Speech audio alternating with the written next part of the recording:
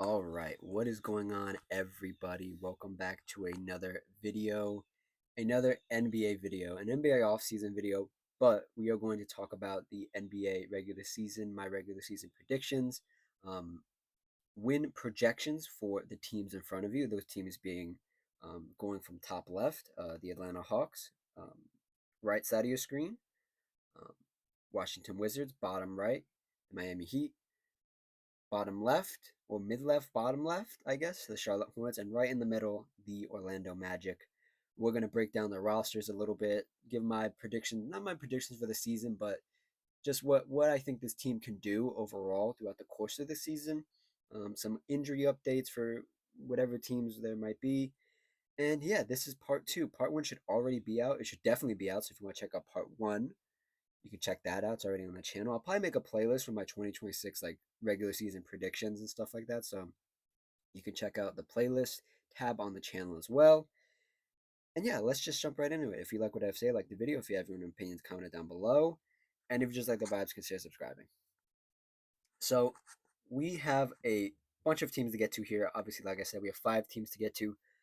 Like I said in the first video, I'm doing this by divisions because it's just easier to get 5 teams out of the way at the time, 5 to 4 teams out of the way at a time versus doing the whole conference. I think the last video I did was like 38 minutes or something, and that was only 5 teams again. So it's just easier for me to do it this way. Break it down. I'm not necessarily saying who's going to win the division. By the end of the video, you probably know who I think is the best in the division, but that doesn't mean they'll be the best in the East. Um, but maybe by the end of these videos, I think maybe there'll be 6 of these in total. Maybe I think there's 6 divisions. Maybe um, we'll know who the best is, and at the end, or maybe I'll make a whole separate video with the teams I think that are going to be the best, and we'll rehash some of their flaws and everything like that. But I'm yapping, I'm rambling. We're 2 minutes in already, and we haven't talked about a single team. So let's talk about um, some of these teams here, man. So the first one I want to get to here, I have some notes too as well. Um, and I have the rosters pulled up, of course. And these notes are before I looked at any of the rosters or anything. I tried to go off the top of my head just so like I get my brain working a little bit, try to be on my toes about who's on the roster, who isn't. So if I look at the roster and you see me go and you hear me go, oh my god, like I just, there's somebody on there that I forgot was on there. But let's talk about the Hawks. And I have these projected win totals from BetMGM. So thank you, BetMGM, for presenting these, I guess. The Hawks are projected to win 46 games next season. Um, my first reaction is that this is one of the most interesting rosters, and I surprisingly love it. If you've been on the channel long enough, um, I was very high on this roster um, when they were constructing it in the off season a couple months ago, and I think it's one of the bigger improvements that isn't being talked about enough. That this team is actually constructed really well, and with head coach Gwen Snyder getting more time underneath his belt with this group of guys, I think the sky's the limit. If we run through some of this roster here, and I don't think they are dealing with any injuries, at least any I could find that were immediately reported. Um, I know Jalen Johnson's coming off an injury, but that happened early last season. He's basically had a whole season to recover from that. So I think he's 100% healthy. I would have to double check that, but I'm just gonna go with my gut and say yes, he is healthy. Um, Going through this roster here, going through guys I like here. Luke Kennard. Luke Kennard's okay. He's hit or miss on a lot of rosters. Just a 3 point shooter. Obviously Trae Young is still here after I think back to back off seasons. Not this off season necessarily, but the one before that and the one um, previous to that one where he was in trade rumors. I think he's here to be a Hawk for a little while longer. Not the biggest Trae Young fan defensively, but offensively, I think him having a roster like this around him is going to bring him to another level. In the sense of him not having to carry the offensive load that much. The big thing about this roster is going to be health. They were poised to have a really good season last year, and then Jalen Johnson got hurt, and then the wheels fell off, and Zachary Richardson had some hit or miss games. Um, and yeah, so Trae Young's on this roster. Jalen Johnson, like I mentioned, the draft pick from 1 year previous to this one, Zachary Vichache, the Frenchman. Oh, is he French? I feel like he's French. I might be talking. I might talking crazy. I think he's French. Maybe no. It says he's from Spain. So the Spanish um, sophomore player Zachary Vichache, Oneka Okongwu. Very high on Oneka. He's going to get a lot of burn this season. Probably at the 5, or probably at the 4, with the arrival of Kristaps Porzingis, who we'll get to in a second. Without Clint Capella, who's been a roadblock for Oneka Okongwu, no longer on this roster, I think Oneka's going to get, or double O, as some would call him, is going to get a lot of burn. It's going to be a great year for him. I have a lot of high hopes for double O here. Obviously, Kristaps Porzingis acquired in the Celtics trade. He is coming off a really good, I believe it's FIBA Eurobasket. He's coming off a very, very good Euro FIBA basket. And Euro FIBA basketball isn't really something I put too much stock into because your standard NBA role player can look like an all star. But when it's a guy like Kristaps and he's one of the lone guys on a, I want to say uncompetitive Lithuania team, right? He's Lithuanian, I believe. I should know that. Uh, yeah, Latvian, not Lithuanian, Latvian team. Um, but yeah, coming off a really good year, a really good Eurobasket. He's where is he right here? So yeah, he had the single game high for rebounds in Eurobasket this year, 2025, with 19, which is pretty crazy. Um,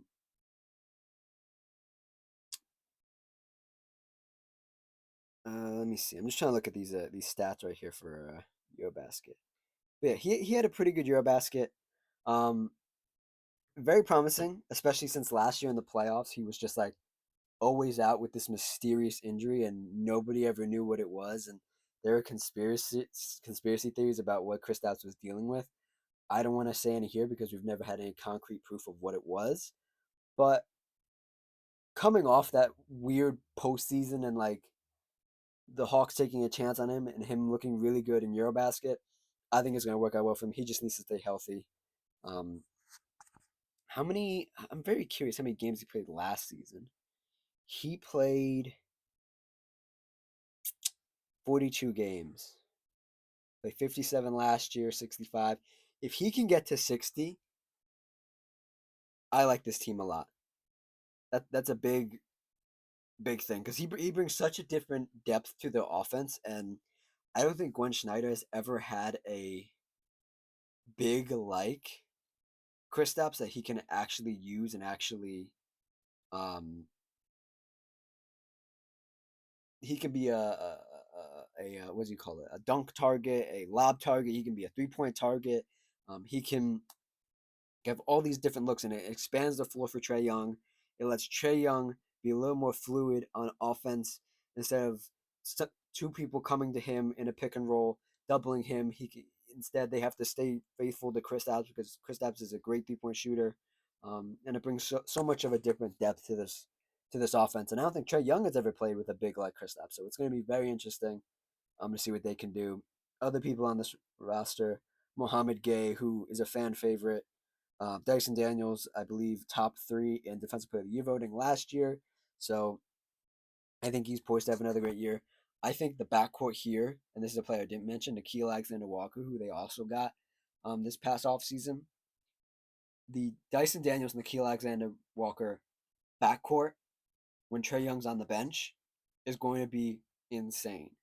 And they're always going to have somebody next to Trae Young who can take the primary assignment on the other team's best player, best guard, best wing. Because Nickeil Alexander-Walker can guard some wings, Dyson Daniels can guard some wings, and it's a very positive thing to always have the what I would call a safety valve on a defensive assignment like that, where Trae Young is still gonna get targeted and hunted on defense.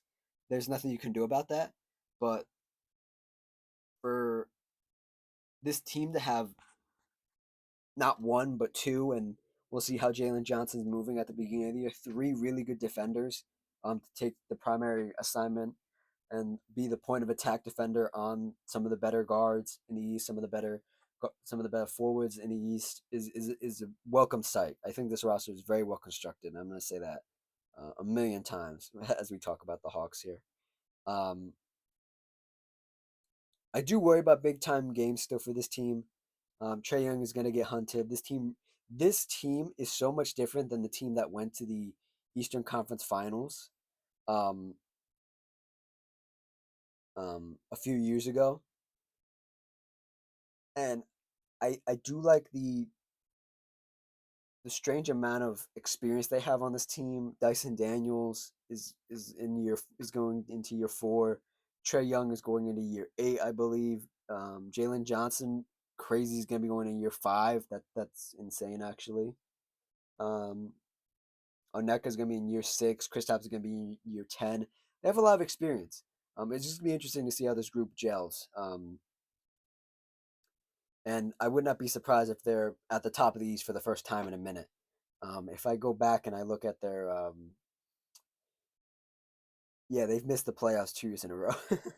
They've missed the playoffs 2 years in a row, which is crazy. They lost in the first round in 2022, 2023. They lost in the first round in 2021, 2022. And they made the Eastern Conference Finals in 2020, 21. And they've been a Gwen Schneider has only had 2 years with this group. This will be his third year. He got to 40 wins last year, and they're projecting 46. I, I, I, I think that's reasonable. I think that's really reasonable. 46 is really reasonable for this team. Um, Maybe a bit ambitious, but with things looking like they are in the East, I could see it. Again, I like the culmination of talent. I like having really great point of attack defenders. I like having a high powered offense facilitated, and the maestro Trae Young doing his thing. I really like that. They haven't gotten. I'm just looking at this right now. It's a crazy stat.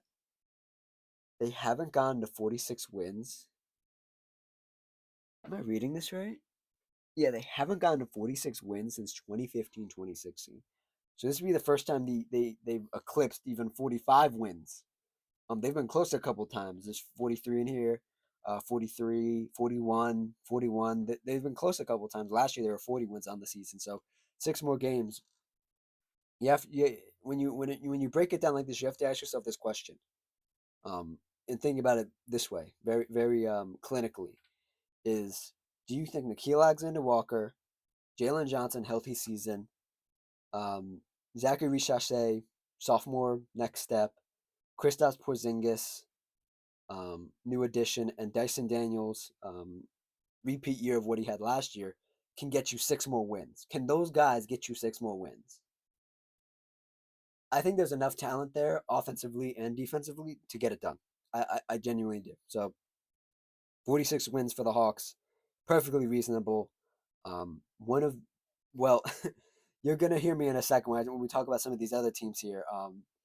One of the better teams in this conference for sure, because some of these guys, oh man, I have a lot to say about these guys. Um, let's move on to the Miami Heat here. So yeah, like I said before, uh, top left, Hawks, Jalen Johnson on your left, number 1, Trae Young, number 11. Moving down to the bottom right here, with the Miami Heat, number 7, Khalil Ware, number 13, Bam Adebayo. Let's get into it, man. Let's just dive right into it. Um, okay. So BetMGM has them projected at 39 wins. I don't know where they got that number. This coming from the Hawks, and where I said this is one of the most interesting rosters and what I really liked, going to this Heat roster, which is one I think is one of the weirdest rosters ever. And I've said over and over and over again that their GM or president of basketball operations or whatever his title is these days, Pat Riley, has just lost the plot. Um, I think this roster again is going to be one of the middle to back markers of the East. I don't know where anybody gets off unless it's blind faith or blind loyalty to the Heat organization and the fandom of them that this team can actually be good. Um, they have, and I say this phrase a lot. They have a lot of cute players, like a lot of like niche players. Like, oh yeah, that guy, I like that guy. Yeah, yeah, he's cool. But like, there's no real like defining factor on this team. And we're gonna run through this roster here in a little bit. And I just saw a name that I forgot was on this team as well. um, but yeah, they're gonna be one of the middle to back markers of the East, even with it being wide open. I don't see a world in which this team has a high powered offense and is good defensively 1 through 5 um, at the same time. That's what you need to do as an NBA team. Be good at both. There's niches and nooks and crannies where you can find a lineup that would work, but at the cost of what you are going to have to pay some of these guys, and they're going to want playing time because they just got paid, or maybe not. But neither here nor there. It's going to be a tough year finding the lineups that work, finding any semblance of a fluid offense to defense lineup. We'll see. Um, and we just got news a couple, what was it, a couple days ago from when I'm recording this, that Tyler Hero um, has the potential, and he probably will miss the beginning of the season with a foot injury. So that's one of your best offensive players um, out from. I'll conservatively or like conservatively say a month. He's gonna miss the first month of the season. We'll just say that for now, because you don't want to play around foot injuries. And this team has a very athletic and strong front court in Bam Adebayo and Kel'el Ware. I'm very high on Kel'el Ware. I think Kel'el Ware is just an amazing sort of prototypical modern center where he's not afraid to take the three. His 3 point shot needs some work, but he's a great rim patroller, a great rim protector. Is an amazing lob threat because of his youth, and his size is just incredible. Um, and I really do like what they did with that draft pick, especially. But besides the front court, there's not much else. I don't expect a reemergence from Andrew Wiggins. I think Andrew Wiggins is just so checked out. He's what year is Andrew Wiggins in? Former Warrior Andrew Wiggins. He's in year 12. Yeah, I think Andrew Wiggins is checked out. It's year 12. He's checked out. He has an NBA championship.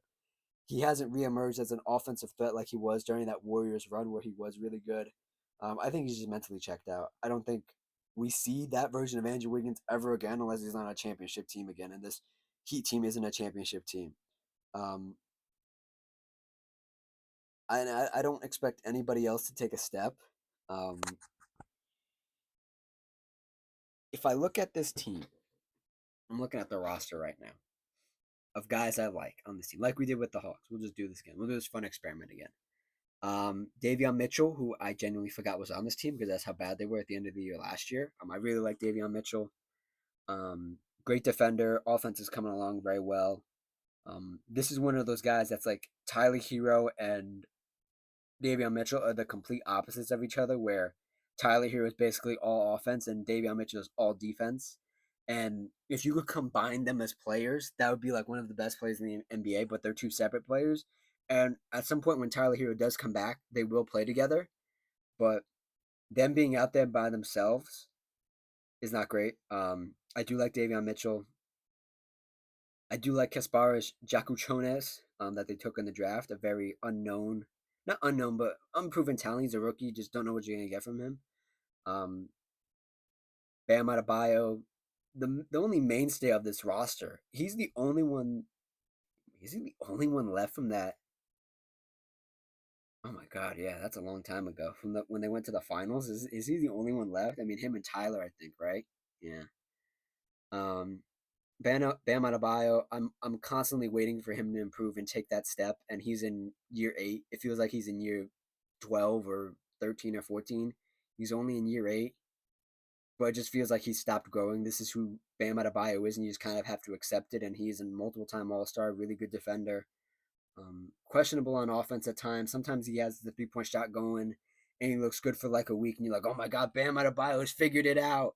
And then he goes back to normal. It's just like, oh yeah, this is just Bam. He's an All-Star player, and that's it. Um, Simone Fontecchio, the Italian, sure. Khalil Ware, we already talked about. Um, Jaime Jaquez hasn't shown me anything that makes me think he could be anything more than just an okay role player. We talked about Andrew Wiggins already. Tyler Hero out for the season, even though I like a certain version of Andrew Wiggins. I don't like Andrew Wiggins on the Heat, and I don't think the Heat are gonna get as much out of him as I think they thought they could. Tyler Hero, great offensively, gonna miss the first half of the season. We're gonna see if they can at least get some semblance of the season together in the beginning and wait for Tyler Hero to come back. Tyler Hero's not a world beater. Tyler Hero's not a franchise changer, but he's something, and it's the only thing that he have. Nikola Jovic, just uh, no thoughts. Terry Rozier, I think they've been trying to get rid of Terry Rozier for like the whole offseason, and nobody wants Terry Rozier just because he's so bad. Like he's just gone off a cliff apparently. And then they have the acquisition from the Clippers, Norman Powell, and Norman Powell's gonna be good. I think the thing about Norman Powell, and the thing I always am worried about when a team just lets a guy who had a career year go, is that they don't think he can replicate what he did last year, this year. In the Clippers, when he was on the Clippers last year, the Clippers front office certainly looked at him and it was like, well, this is the highest he's ever going to be valued. Can he duplicate it next year? Probably not. So let's just get rid of him. If he does repeat it, the Clippers are going to look silly. I mean, the Clippers are in a lot of news for other reasons, but this would be another thing on top of all that stuff. Do I like a projected lineup of possibly Davion Mitchell, Norman Powell, um, some small forward? I mean, maybe Nikola Jovic. No, it's probably gonna be Jaime Jaquez. Yeah, or Andrew Witt. Oh my God. Yeah. So Mitchell, Powell, Wiggins, Bam, and Khalil Ware. I don't see it, mate. I don't see it. I just see another dull year in store for this team. 39 wins is a bit high. I would maybe give them the benefit of the doubt that they start out hot and maybe they can be mid to low 30s, maybe. Yeah, mid to low 30s. I think that's right about where they could be. So yeah, sorry Heat fans. You're in for I guess what you would call a competitive year, but I don't think you're going back anywhere nice anywhere soon, except the draft, perhaps if you decide to tank the season. Moving on here. Let's move on. Let's move on. Moving on to the Orlando Magic. Orlando Magic. Um, they have a projected 51 wins next year on the season. Um, this is the best group. This is the best team in this group, I should say. I really like what they did this offseason. Um,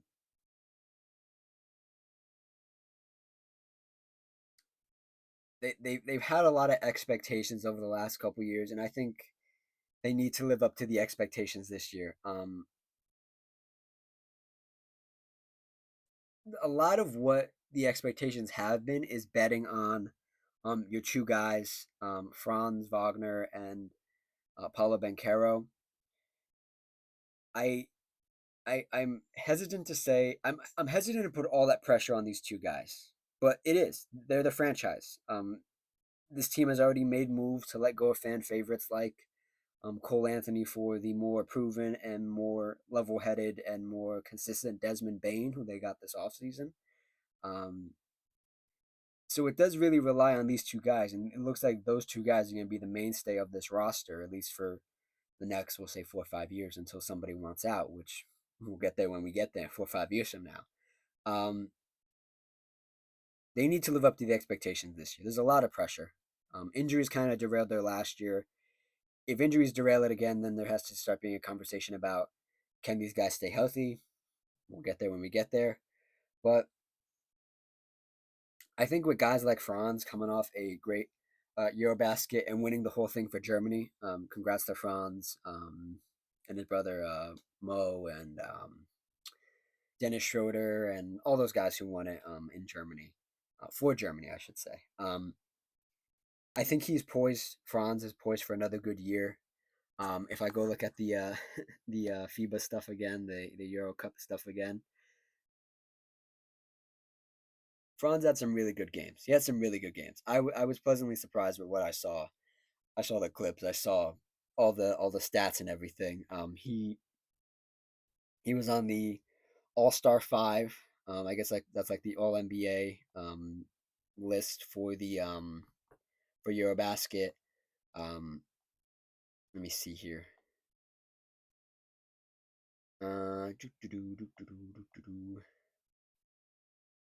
Let me see here. Yeah, he had a really good Eurobasket. Um, anyways, let's continue here. The other guy, Paulo Banchero. Paulo. I think Paulo is still one of the most underrated players in the NBA. I think. Well, I know. Well, I don't think he's one of my favorite players. I should say that. I have his jersey. I'm looking at his jersey right now, the number 5, um, hanging on my wall there. He's really good. I think injuries robbed him of what he was trying to do last year. I think he really needs to keep improving, um, and building off the games he does play. And I really hope for both of these guys, but more particularly Paulo, because he's more of the scorer. He's more, and Franz is more of the facilitator and the plays and pace and stuff like that. Paulo's more the go-to scorer, the head down, let's get a bucket sort of guy. And I really hope his three-point shot comes along this year because it would be a huge improvement to his game, and it would make people be more. What's the word I'm looking for here? Make them be more faithful and more truthful to defending him outside of the paint and outside of the mid range. His mid range is very good, very Jason Tatum esque, and his head down, get to the basket sort of mentality is great.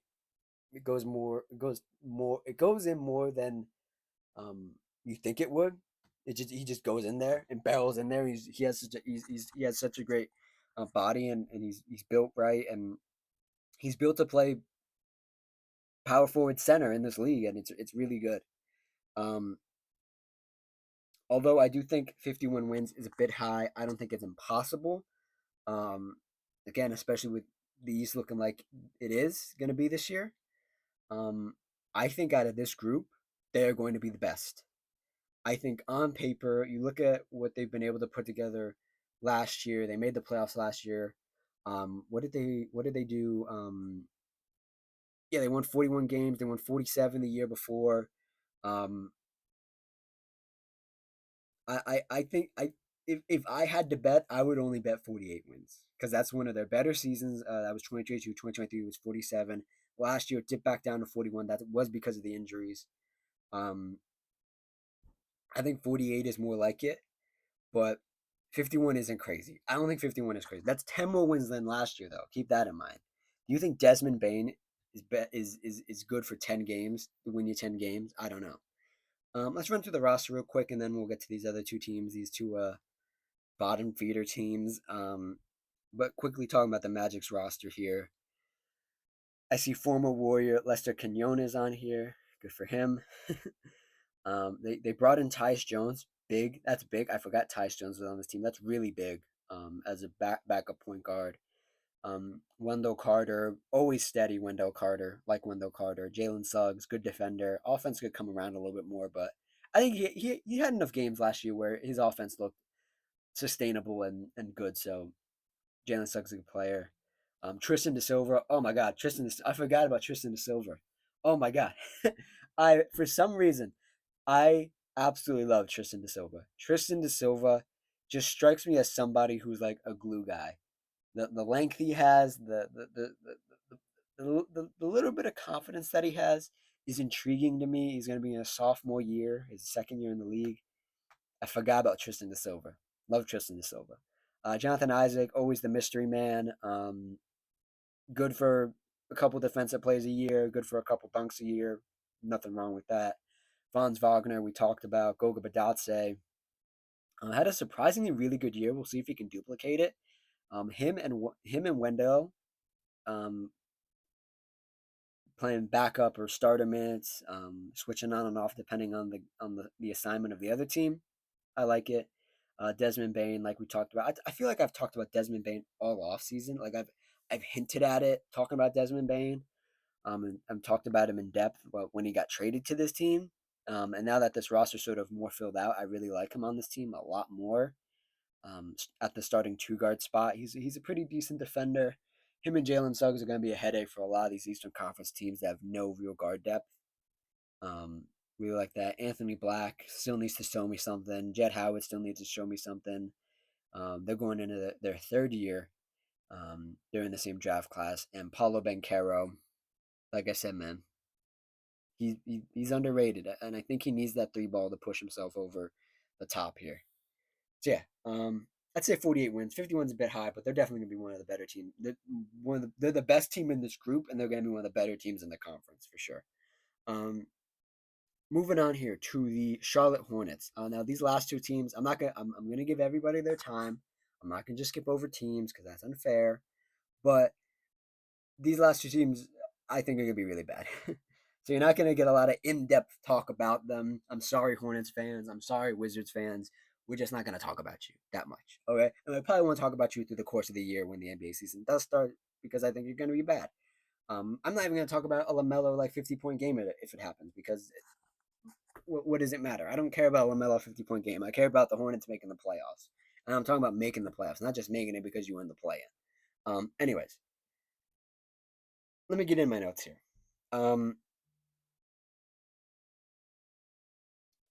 I don't have much to say. As long as I've been an NBA fan, the Hornets have sucked, and they will continue to suck. They have a decent head coach who they have a decent head coach, but he hasn't been able to show his coaching ability with everyone being consistently out. This is another problem for the Hornets that they can't seem to get this team healthy. And I'm looking at this roster, and we'll talk about it in a second. It's kind of crazy. This is the most. Oh wow! This is the most American team on this. Wow, they only have like three. Damn. Okay. This is an American. This is God bless America team. What the? How many is this? This is 1, 2, 3, 4, 5, 6, 7, 8, 10, 11, 12, 13, 14, 15, 16. There's like 16 plus people on this team that are American. This is the most American team. Is Charlotte America's team? That's crazy. I'm sorry. I got I saw all these American flags next to their names, and I'm like, there's two French flags and there's one Australian flag, and I'm like, oh wow, okay. Um, Sorry about that. I got really sidetracked there. But yeah, the coach hasn't been able to show what he can do because everybody's been in or out, and I don't know. I don't think the coach knows what he has. I think he knows what he has and needs to like superstar stars, but I don't think he knows what he has in any of the other guys unless they come in from other teams to this team, and their roles are going to be vastly different. Um, and the two stars I'm talking about is Brandon Miller and LaMelo Ball on the left side of your screen here. Um, I really like Brandon Miller. I like his upside. I think at times he's been a bit underrated. He's going into his what year is he going into? His third year, so he's gonna have to show me something because first year you're like, okay, good rookie year. Second year you might have a good year or a bad one. You might be okay, sophomore slump, whatever. Third year is when you're actually an NBA player and nobody cares how old you are, how young you are. You're gonna have to start showing your coach stuff, your franchise stuff, and your fan stuff because we can talk about upside for years and years. And if you just stop doing it or can never do it, then you're just another guy. And you're just gonna have to accept that you're another guy, and you're never gonna be an all-star. You're never gonna be any of these things. Do I think that's Brandon Miller? No, I think he's poised for a good year. Even though his favorite player is Paul George, um, which says a lot about him. If Paul George is your favorite player, just don't talk to me. How about that? Um, but some reporting came out that the Hornets are looking and they're sort of pressuring and asking LaMelo Ball to be more of a leader this year.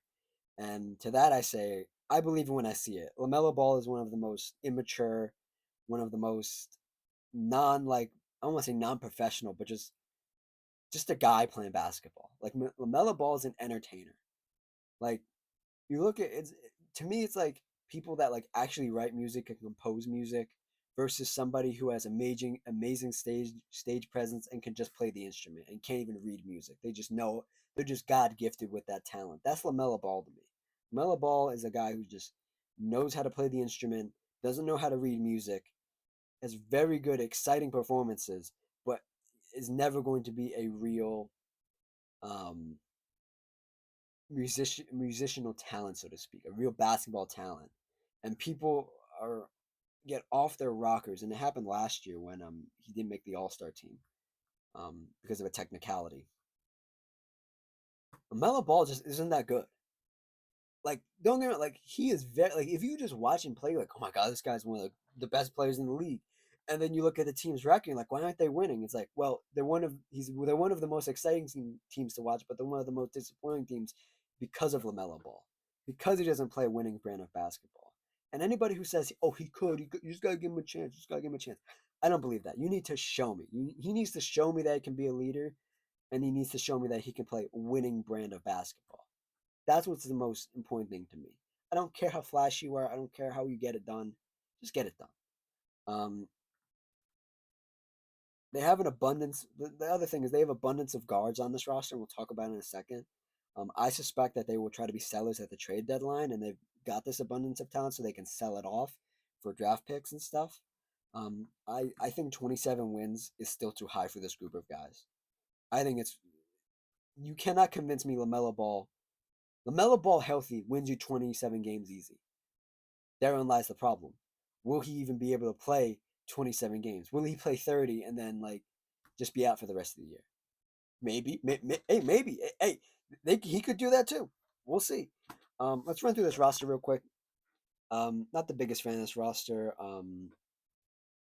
You got Antonio Reeves. You got Sion James. You got Con Canoople, rookie. Okay, cool. Liam McNeely.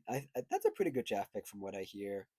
Um, oh, Ryan Kay, really good. I think he has the potential to be really good. Center. Is this his height? Yeah, 7 foot. Yeah, crazy. 7 foot center.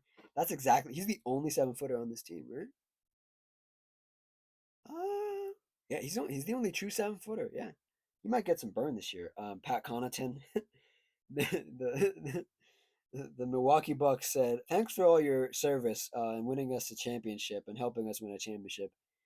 Go to Charlotte." Lovely. Miles Bridges. I forgot Miles Bridges was on this team. I'm gonna be completely honest. Miles Bridges has been in like my rearview mirror. Like if I had a what do you call it?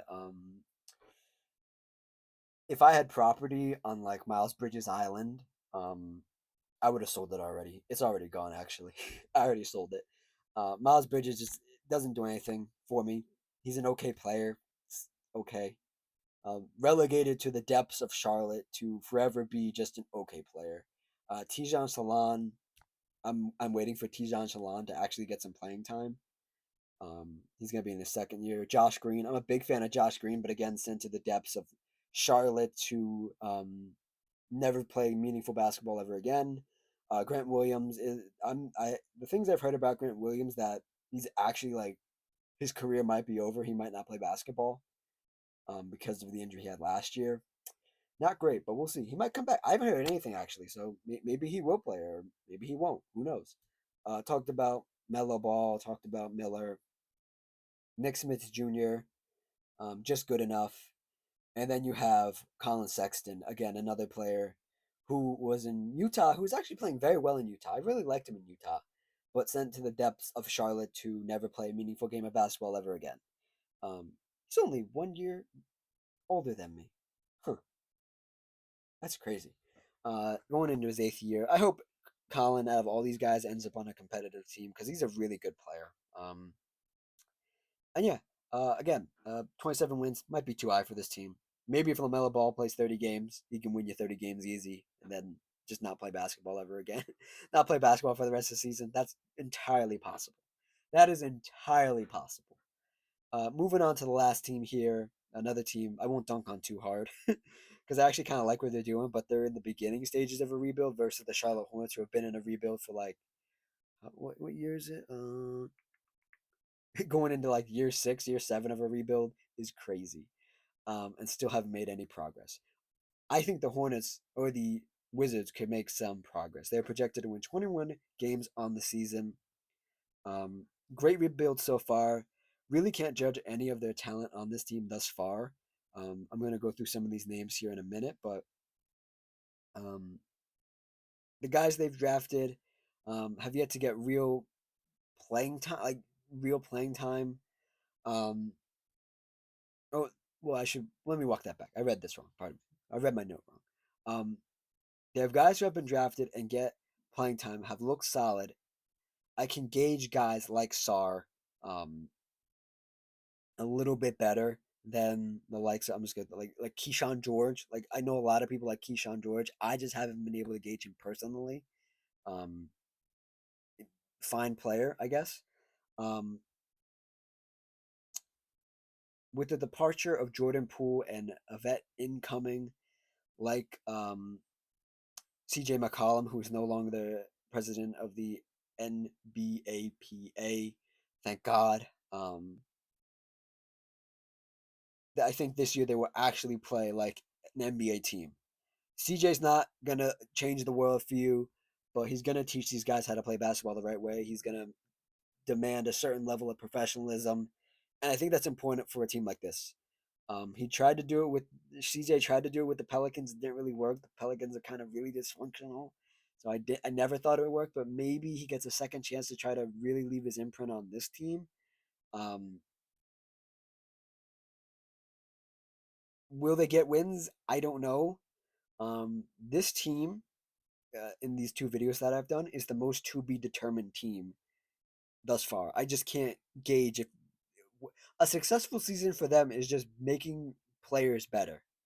I do like their roster now that I'm looking at it. I some of the guys they got this offseason are really interesting. Um, let's see here. Marvin Bagley, a return, not a return to the NBA, I guess a return to a somewhat like really well run team. He might actually play meaningful minutes. Um, Will Riley, I know a lot of people liked Will Riley in the draft process. Justin Champagnie, is this the Justin Champagnie I'm thinking of? Yes, it is. Okay, yeah, Justin Champagnie, fine, decent player. Um, Corey Kispert. Um, as the years have gone on, I've grown to like Corey Kispert a little bit more. I understand what he's trying to do. Um, he's just an okay guard forward combo, what some would call back in the day a tweener. I would not use that term anymore, but definitely if you had to look up a version of a 2025 tweener, 2026 tweener, it would be Corey Kispert. Malachi Branham, I like Malachi Branham a lot. Is he gonna play a lot? Maybe. We'll see. Alex Sarr, their draft pick. This is the Frenchman. I got Richache and Sarr mixed up. The Frenchman, Alex Sarr, um, possibly one of the main factors of the French Revolution in the NBA. I liked what he did in summer league. He played like 1 or 2 games and he looked pretty decent. Going to be interesting to see if he's actually going to play center this year because they do. It doesn't look like they actually have a center on this roster officially. Yeah, they don't have a center on this roster officially, so he might be at the 5 this year, which is something I need to see if he can actually play the 5, or is he going to be an Anthony Davis type where he's going to play the 5 but not actually guard fives, you know.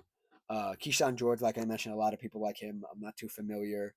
Bilal Koulibaly, or yeah, well that's Bub Carrington, but Bilal Koulibaly as well. Out for some time, I think. Um, at the beginning of this year, it's reported that he underwent surgery to fix an off-season injury. So we'll see where he shows up, pops up during the season. Chris Middleton still on this team, another vet. Not too sure if him and CJ McCollum can turn around this team professionalism wise, but I think they're going to give it their best shot. So hats off to them. And one player I'm very interested in who was dealt and moved around in the Kevin Durant trade to Houston, and Cam Whitmore ended up in a Washington Wizards jersey. This is going to be a real make or break year. I hope they really play Cam a lot this year, see what they can at least get out of him because he hasn't really played real meaningful NBA minutes. Um, I think he could start. Is he going to start? Probably not.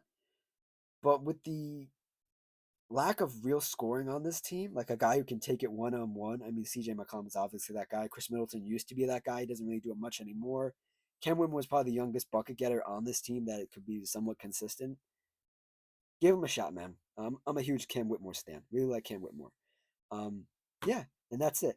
And like I said, I only want to do 5 teams for a video because this video is already 45 minutes long. So if I had to do a whole Eastern Conference, this video would be like 2 hours long. So yes, that is it for this video. This is part 2 of like my NBA regular season predictions and like talking about each roster. And yeah, I don't know when you guys will get part 3. I'm pre-recording these way in advance. So when you get these, you'll get these, and there'll always be a one after another. So pay attention for those. Again, I'll try to put these in a playlist at some point when they do go up, so you guys can watch this fully and we can look back on this.